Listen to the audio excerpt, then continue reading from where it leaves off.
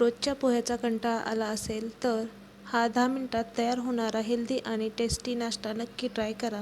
नमस्कार, आज आपण बनवणार आहोत गव्हाचं पीठ आणि भाज्यापासून बनणारा झटपट आणि पौष्टिक नाश्ता. त्यासाठी येथे मी 7 ते 8 हिरव्या मिरच्या आणि लसूण पाकळ्या घेतलेल्या आहेत आणि त्या चॉपरमधून एकदम बारीक करून घ्यायच्या आहेत. आता एका भांड्यामध्ये 1 वाटी गव्हाचे पीठ आणि 1 छोटी वाटी रवा घ्या आणि चमचे दही टाका. आता हे सर्व मिक्स करा. त्यामध्ये थोडं थोडं पाणी घालत पातळसर पीठ तयार करा आणि हे पीठ 10 मिनिटासाठी झाकून ठेवा. यामध्ये आपण रवा वापरलेला आहे, त्यामुळे हे 10 मिनिटं झाकून ठेवायचा. त्यामुळे रवा छान असा भिजतो. 10 मिनिटानंतर हे पीठ पाहू शकता. आता यामध्ये 1 चम्मच हळद, 1 चम्मच लाल तिखट आणि वाटलेलं वाटण टाकून घ्यायचं आहे आणि बारीक चिरलेल्या भाज्या आपण आपल्या आवडीनुसार टाकू शकतो. यामध्ये मी पत्ताकोबी, बारीक चिरलेला कांदा आणि कांद्याची पात, पालक, मेथी आणि बारीक चिरलेली कोथिंबीर टाकत आहे.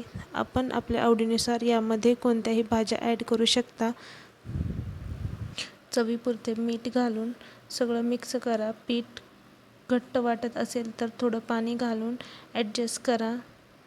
यामध्ये थोडं पाणी टाकून मी हे पीठ छानसं पातळ करून घेत आहे. जास्त पातळही करायचं नाही. पाहू शकता अशा पद्धतीने.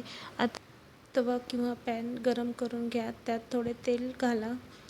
त्यात थोडी मोहरी आणि तीळ टाका. त्यामुळे चव छान लागते.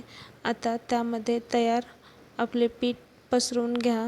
पीठ असं जास्त पातळही नाही टाकायचं आणि जाडही नाही, मीडियम असं टाकून घ्यायचं. आता त्यावर झाकण ठेवून एक साईडनी खरपूस असं भाजून घ्यायचं.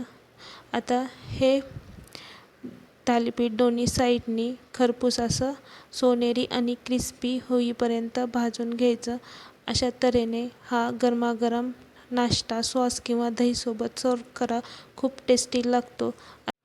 ही सोपी रेसिपी आवडली असेल तर लाईक करा आणि शेअर करा आणि सबस्क्राईब करायला विसरू नका. आणि एकदा हा नाश्ता नक्की ट्राय करा.